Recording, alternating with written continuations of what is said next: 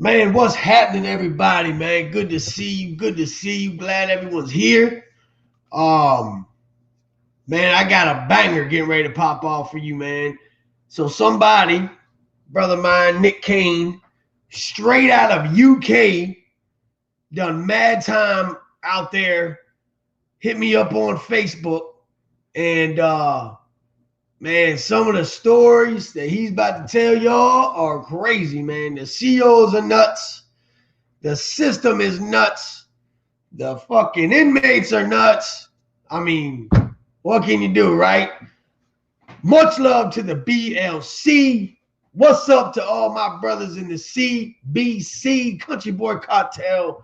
Y'all know what it is. I want to say, man, I appreciate everybody, man, that's been just super goddamn, like, just supporting this channel, supporting the content. We've seen all these people do these interviews, YouTubers interviewing YouTubers, and we interview all these people. That's kind of like getting mundane to me. You feel what I'm saying? So I'm gonna start. This is what I'm doing, man. I'm getting out of the States, man. I want y'all to start checking out some of these people who have done time all over the world. You know what I mean? And just see the differences, see the similarities. Meet these people. They're so interesting. The people that I meet are so interesting, man. The people that I come across from doing this show, period. And it's just a pleasure and an honor to have 10,000 plus viewers in such a short amount of time. And not only are y'all just the coolest viewers, man, you guys are a family. You guys stick together. You're loyal to each other. I see you, a lot of y'all on different channels talking about the BLC, talking about the things we're doing and sticking up for the cause. So without further ado, I'm going to shut my fat mouth, introduce you guys to the homie straight out the UK, straight out of a whole another side of the world, my man, 50 grand. Now wait till you guys hear this guy's story. He's crazy. I love him. I can't wait for can you hear me, brother? Yeah, what's happening, mate? You all right? What's up, brother? Good, mate. All good.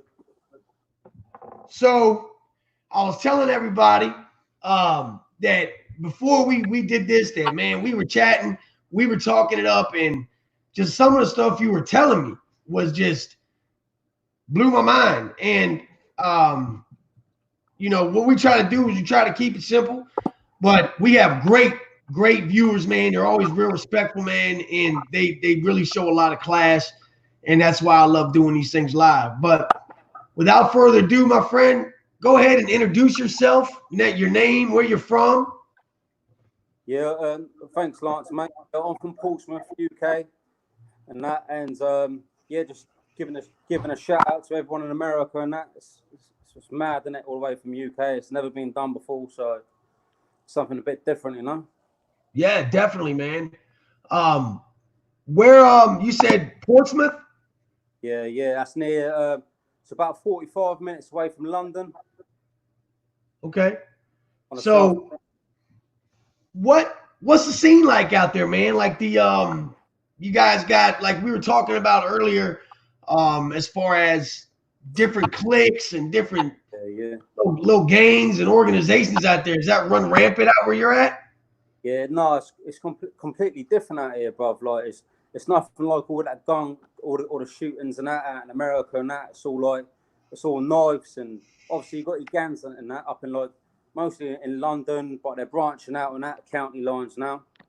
It's mostly like knives and that, like scrap knife fights and that. Everyone just use their fist and that, have toe-to-toes out there and that, you know what I mean? So you learned how to fight real early, huh? Pardon? I said you guys learned how to fight real early. That's it, bruv. Like, just, mate, especially when you're banged up from a young age and that, when you're in these young offender institutions and that. Straight in the cell, mate. No messing about. Just toe-to-toe, bruv. For like 10, 15 minutes and that. And just... Woo. But it is what it is, isn't it? Now I saw that you on your Facebook page, Yeah.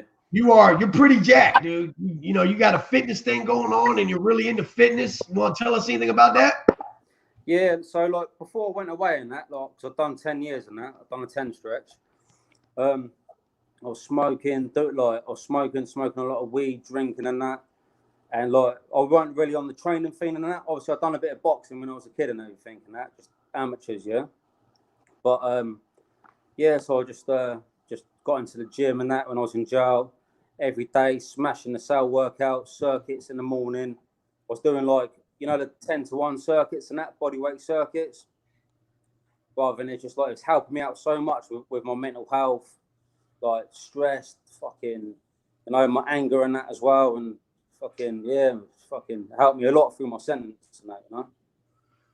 Now, you said that, you know, and I can definitely understand that. Like the working out, you know, it does get that tension out. It helps you with your peace of mind, and it Helps a lot. really makes you feel better about yourself.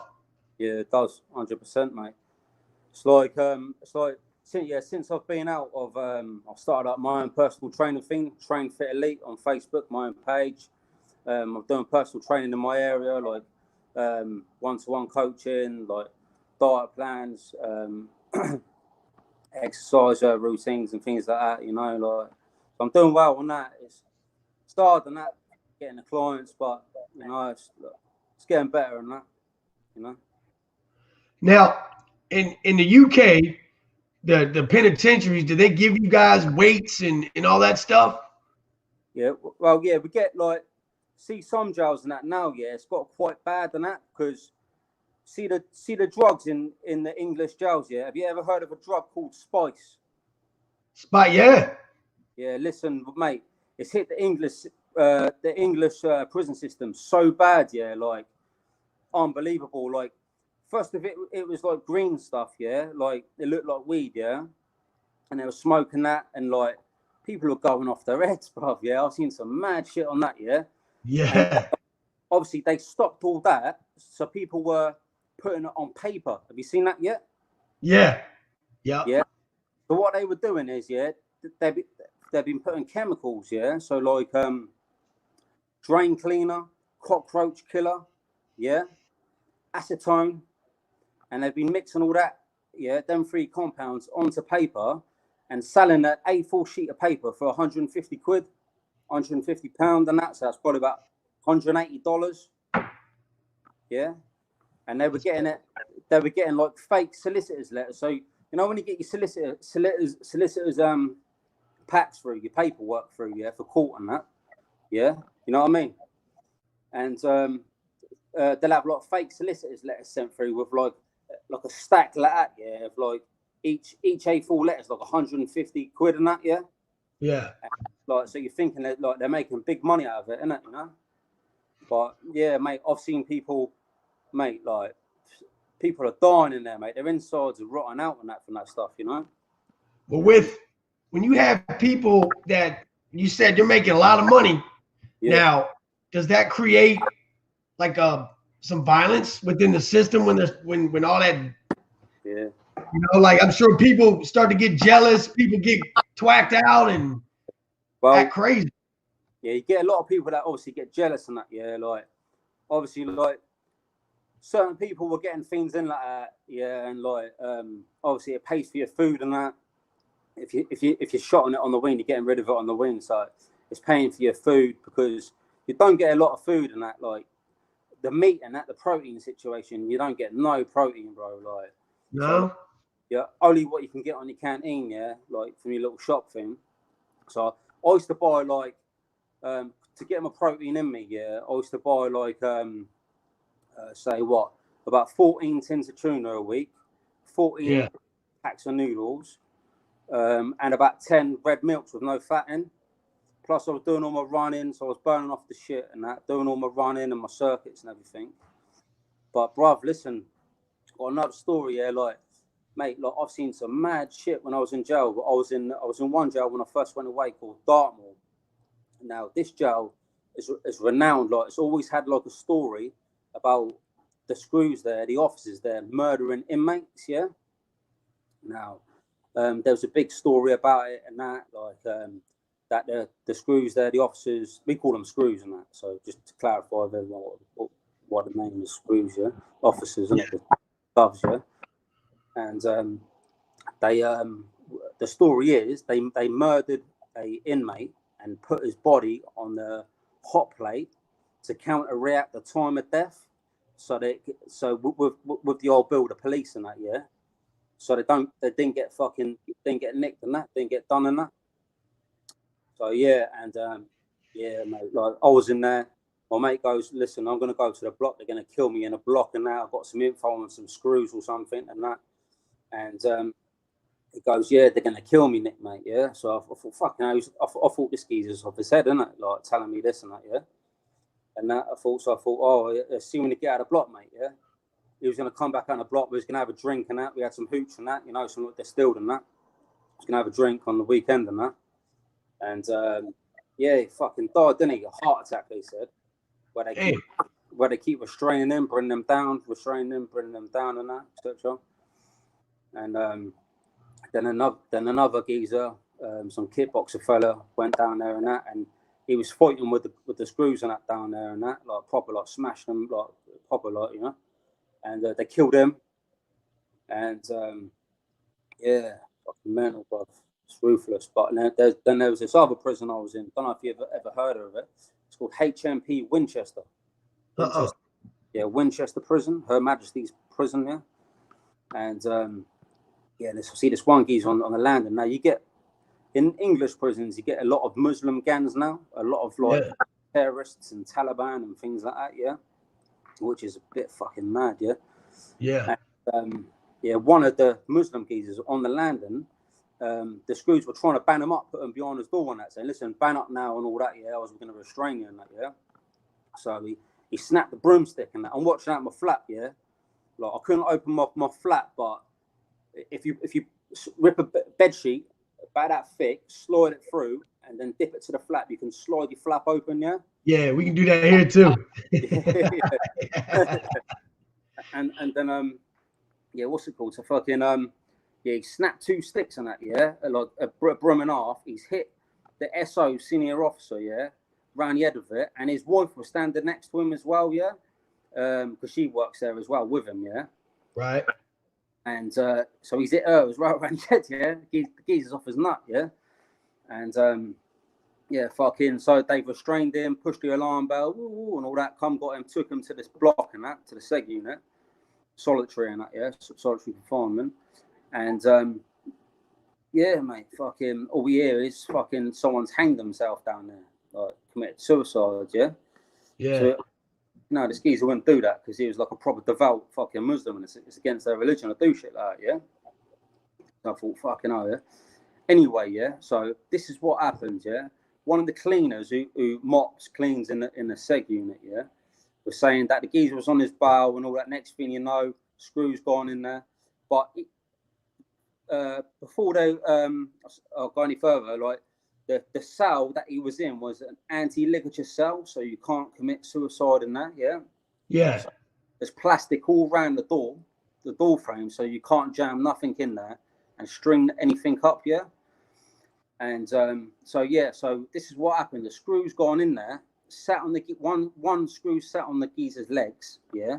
Another one's gone up behind him and strangled him with a bed sheet until he's gone over and died, yeah. Now they got the resus. Then after they must have panicked and tried bringing them back round because there was another geezer that was in the block on CC on days in the block, yeah, punishment. And he said he heard the machine going counting and going resuscitate and all that. He said that they had the machine on him, you know, the heart rate machine thing to bring him back to life. Now, like it must have been about 10 minutes or over that, yeah. And they thought he was dead, he weren't coming back. And then all of a sudden he started breathing again, yeah. And then they sent him to hospital and put him in a coma for 14 days, lowered his body temperature, chemical coma, and brought him back round again. And then back to life, bruv, like miracle on that, yeah. And I was in Winchester, and you got the remand wing there, yeah. So C wing, and it overlooks the healthcare wing, where they put all the fucking nuts, all the divs and that, yeah, all the dinlos and that. Fucking and the people that are like fucking hurt and that, yeah, like being stabbed or something like that. And he was like telling me what fucking happened, man. I'm thinking, fucking hell, mate, like I'm doing my time there. Just got quite a while on that, yeah. And fucking, mate, just fucking everything's going mad and that, you know. That's just fucking nuts, isn't it? Nuts, dude. Now, yeah, but that's what it's like, mate. It's like there's so much corruption. They hide it, mate. Yeah, they hide all this corruption, like, and it's just fucking mad, bro. It's mad, man. Now, when you say like these different places, do y'all have levels like medium, maximum, low security? Or they mix y'all up. Yeah, I think you have like levels like 1 to 6 in it. Well, some plays 1 through 6, some like different, but it's usually something like that. Yeah. Yeah. We have like the lowest grade, which is DCAT, which is like open prison. You can go out on home leaves and things like that. Then I've never made it to that. And then we have CCAT, yeah, which is like closed conditions, big wall, barbed wire, and all that. Yeah. And then obviously we have like A/BCAT, which is and we have double ACAT units, which is like the worst of the worst, yeah. But just like with the highest security and that, yeah. Yeah. And then you have like CSC units. So if you kill someone in jail, you go into like a CSC unit and you're stuck in the same cell. You don't come out of that cell, yeah, for like up from anything from 5 to 7 years, isn't it, yeah? And like, there's people in there cutting their ears off, mate. There's people in there doing mad shit, bro. Like, some crazy. So they have now over here when you have people that have like a bad crime, like they did something to a woman or to a child, a pedophile, you know, they get treated real bad.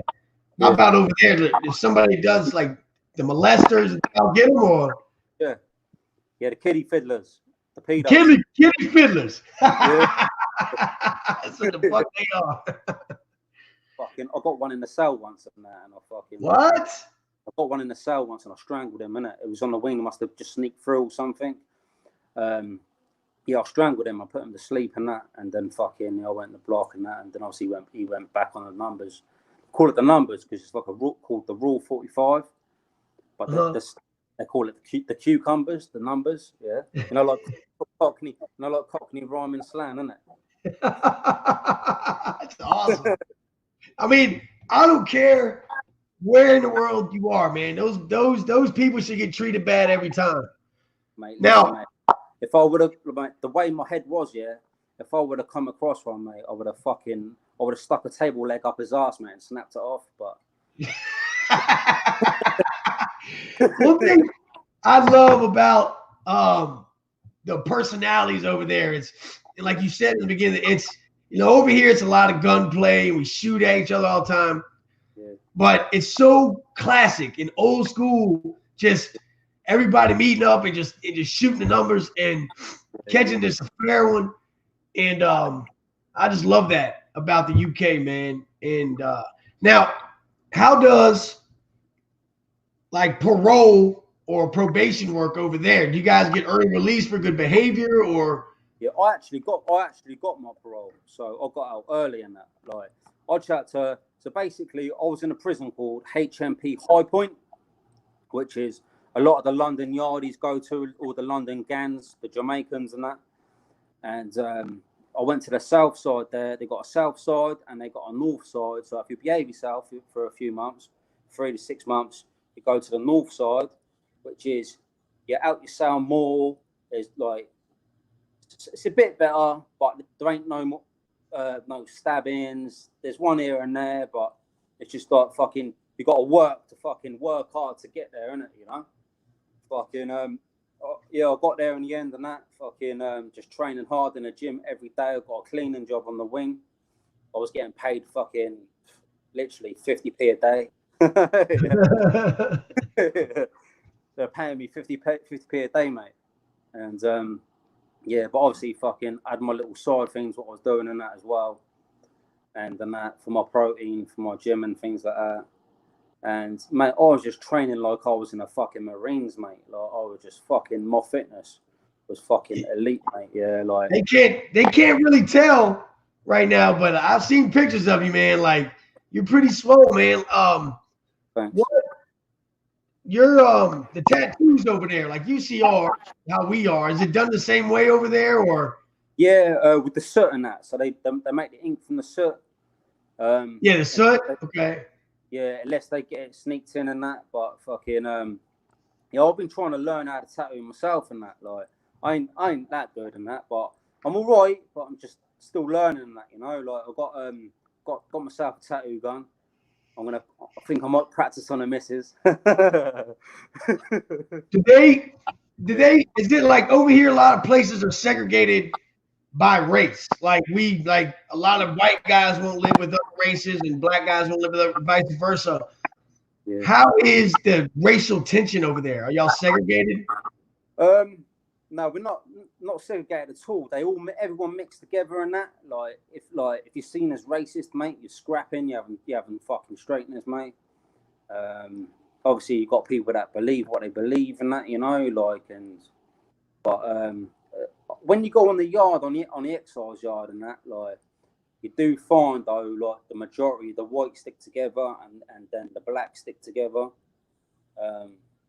But everyone just seems to like sort of like get along, you know, like unless someone gives it a bit, gets gobby and that, and they get knocked out on it. But you know that's kind of how it is here in Virginia, man. Like in people from out west, like California, Texas, they kind of always get on me in the comments because they're like, y'all don't run structured because you're not segregated and this that. But you know, here, like in Virginia, it's such a mix. Like even out here in the streets, it's just everybody lives around each other. So I say you got to find when you're getting older, you just got to respect everyone. You know, like you just like got to respect people's views and just have normal common courtesy, bro. You know, like just have some respect, mate. You know. But unless someone talks shit, mate, then I'll smash their head in, innit? But hopefully it don't ever come to that. You were telling me a story earlier when we talked about an incident that happened with you in the cell and when you was doing the jump with the TV. Oh, yeah. I had a bit of a tear up in the cell and that, and just moved into a cell. And it's how it all started. The geezer was meant to do a tattoo for me, yeah? And back then, you was allowed to smoke, yeah? Like roll-ups, tobacco and that, yeah? But you can't now, vapes and that, yeah? And so I said, yeah, it is. I chucked him like a little half ounce of burn. I didn't even have to, and that, just to like make sure he's cushy and that, make sure he's nice, yeah? Yeah. And he goes, wake me up at 8 o'clock, yeah? And I'll do it for you now. It's like bunk beds in there and that, and like, then you got like a sidle on the side with all the kettles, stereo and TV and everything, yeah? And PlayStation with a PlayStation, yeah? Y'all got PlayStations? Yeah, we had a PlayStation, yeah. What the fuck? Xbox. Oh, yeah? Yeah? Hell yeah. You have to earn them, yeah? And, yeah. So I said, yeah. I said, I jumped up, put off the top bunk, yeah? And I said, I put the fucking, normally I like the bottom bunk and that, because it just feels better and that, but I just moved in on top bunk, yeah? And I put the light on and said, look, like, fucking, you do my tattoo then, mate, yeah? And he jumped up, fucking started shouting, and goes, oh, we've all got all fucking night. And I'm thinking, who's this geezer talking to, mate? Like, you think I'm some sort of fucking mug or something, mate? Fucking smash him up, yeah? Yeah. And then, and then, what's it called? Like, he sort of like, I was shocked because, like, he seemed like a bit of a div and that, a bit of an idiot, yeah? Like, he swung 2 punches at me and they, like, sort of skinned my head. And then I don't know what happened and that, just like fucking nature's instincts, mate. I just fucking kicked his ass, innit, yeah? yeah, fucking, yeah, there was like they got a lifer's workshop there, yeah? And so you got like a big vase thing, yeah? Like a big fucking, like a pottery vase what you have in your front room in your lounge or something, yeah? By the fireplace or something like, and it was like a big vase, so I thought, bang, picked that up, I smashed it over his head. And there was 2 cups on the side, so I let them have the 2 cups over his head as well, yeah. And but he was like fighting me like a madman, like possessed, like he was off his head on drugs or something, yeah. So fucking yeah, so fucking like, somehow, don't ask me how, yeah, where we was scrapping and that, yeah, his finger ended up in my mouth, innit? Yeah. So I bit it off, didn't I? Yeah, I bit it off, spat it out, a bit about that big. Yeah. Damn. Yeah, and it's weird because it just went pop in my mouth and that. Yeah. And then I spat it on the bed, fucking give it to him, and that, put a TV over his head and that, and then fucking ambulance come through the yard and that, outside on the exercise yards, and then security moved me to the seg unit and it handcuffed me and that. Did they give you, like, when you get an incident like that in assault? Yeah. When I assaulted the child molester, I got damn near a year added onto my time. Yeah, I had to go to street court and everything. Did they do that out there? Yeah, they basically the geezer grasped me out. He snitched on me. Yeah, so he made statements and everything. Yeah, like made a statement, nicked me, but I got self-defense on it and that because I had all bruises on me and that as well. I said, look, I just like, he was swinging punches and shit like that, you know what I mean? I had all bruises all over me and that. Managed to get self-defense because he was grasping me up and that. Mate, yeah, I just wanted to get my hands on him and I just wanted to fucking snap his back, mate. You know? Yeah. You know what I mean? I've had, as we've been talking, and I don't, you usually bring it up, but a couple people asked, out here in prisons, a lot of these states, the homosexuality is rampant. Some states, they don't accept it. You know what I mean? Out there, if someone comes on the block and they're, homosexual, how are they dealt with? I don't know, like, it's mad because you don't really see that, yeah. But if they do come on and that, like, obviously you get geezers that like act like they don't like it and that, but they're always round them and that, like laughing and joking and that, like. But yeah, like you don't get many woolly woofers and that, Any What do you call them? Woolly woofers.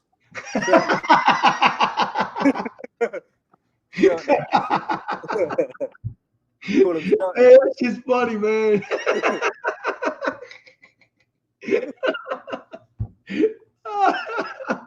fucking kitty fiddlers and we call them shirt lifters. We used to get on dudes would come in, especially the younger guys would think that they're still on the streets and would like sag their pants. Some of the old head guys would come behind them and smack them on the ass, and be like, that's an invite type shit. Mate, if I see that geezer with his trousers too low, I'll kick him up the arse, mate.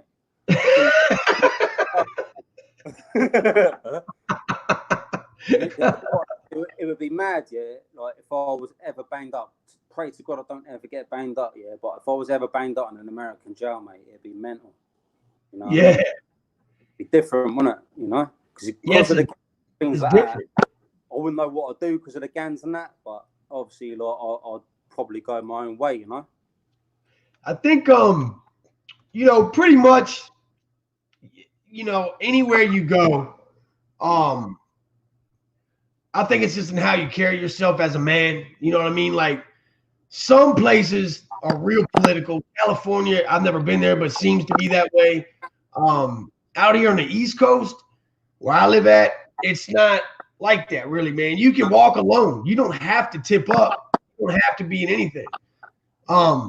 The feds are the same way, like different yards, from what I understand, but as far as my penitentiary experience, if you were to come here and just carry yourself solid, didn't act like a lame, which someone like yourself, man, I think you'd be fine, man.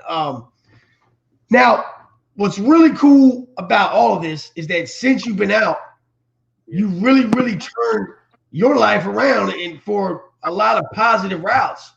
And I definitely want to touch on that, man, before we end the interview, because the things you were telling me, like you're a family man, you're doing your thing now. So what's what has changed for you since you've been out?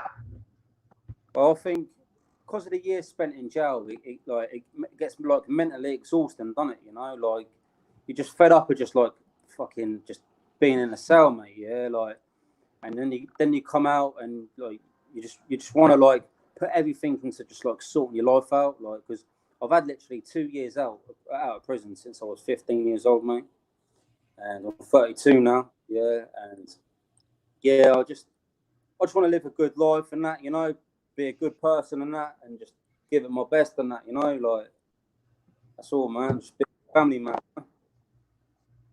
It's thing. It is the most rewarding feeling because that's where I'm at in life. You know, I'm 41 years old, yeah. And I've spent almost 20 years in prison. Yeah. And, you know, when I come home and I'm working this job and I'm dirty and tired, but I get to see my kids' faces every night. Yeah. You know, I'm with my lady and everything is good. And it's just that moment and it's everything's just nice.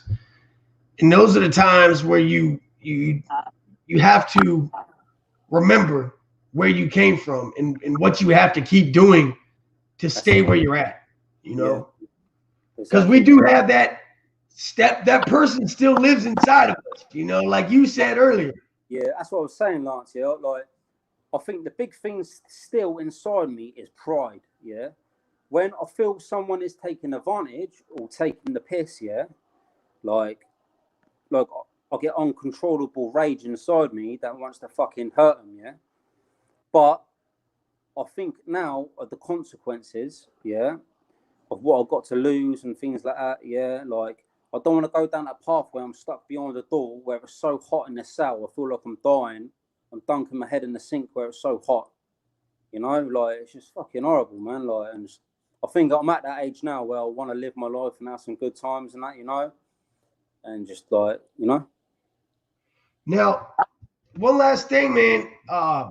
You have got like some serious artwork, man. And I really wanted you to, if you wouldn't mind, just kind of showing some of that stuff, man, because I was definitely admiring the tattoo, man. The tattoos you got. I had this done in prison, and that. So I'm into my Japanese art and that, you know, like the Yakuza stuff and that. Yeah. So I've got this saying here written on there. I don't know if you can see it. Yeah. It says, "I prepared for peace, ready for war." Beautiful. Yeah. I love it. Yeah. Prepared, ready for war. And I've got a geisha girl, Japanese geisha girl. Sweet. Yeah. Japanese geisha girl. I've got like a fucking Japanese tiger sleeve and that. Hell yeah, man. All the thing up there and that. A fucking food dog and that. I've just had some work done the other day, yeah. So oh yeah, that's new. Nice. Yeah, of a Japanese phoenix, yeah, which means new beginnings and new rebirth and that, yeah. Yeah. Yeah, look, so I've had all that there, and I've got all that on the side there. Beautiful, man. Beautiful. All done the back. I've had loads more done, like when I was inside, like on my legs and that, look. Yeah. That's a bit of tribal and that. Fucking got all my back done. You know. I've seen honestly some of the best work come out of prison, man. Yeah, all my neck and that. Hell yeah, bro. Yeah. No doubt. I'm getting ready to get my head done, man. The whole top of my head. Yeah. I don't think I'll get any on my head in that, like, but come on, man. We'll do it at the same time, man. Yeah. You go first. You know what? I've always wanted to come to America, mate, on holiday. Like, I've always have, like, you know, my brother's been to Boston. One of my mates went to San Francisco and that. He's a tattooist, went to San Francisco. But yeah, they wouldn't let me in, mate. You know, Wells in jail and that, and fucking. Yeah, it's tough getting in some countries, man. Like some countries won't let you in. Unless I sneak in on a banana boat or something. Swim over here, man. Well, buddy, Nick, this is the time. Our time is up, but brother, this has probably been one of my best interviews, man. And I had a good time talking to you. And honestly, I'd love to get you on for a part 2. Definitely. I'd love people to check out your fitness and things that you're talking about. And I wish you the best of luck in all that, man. And I see your page and you know what you're talking about. So anybody trying to get themselves in shape, man, this is the guy to talk to. Is there anything else you want to say, buddy, before we get up off here? I know it's been great and that to do this with you, Lance, and that's a bit different doing it from UK, England, and that to fucking USA. So I think it's amazing, to be honest, mate. Like it's really. I think it was awesome. Yeah, give people that insight, into what it's really like and that, like all the corruption and just everything that's really going on in the system and that. Yeah. Absolutely, man. I had a hell of a time, man. Yeah. And I laughed so hard my face hurts. Yeah, definitely, mate. But next time we'll do part 2 and that, and we'll have a beer and that, innit? Yeah, damn right, buddy. I'm down with it, bud. Well, look, best of luck to you, my friend, and stay in touch. And as always, man, much love to the BLC. And you guys, if you're new, subscribe, like, hit the notification bells, and stay tuned for more amazing interviews. You guys show class, as always. Much love to the guests. Much love to the fam. And you guys have a great evening, man. All right, buddy. Take care. Thanks. See you later. All right, bud.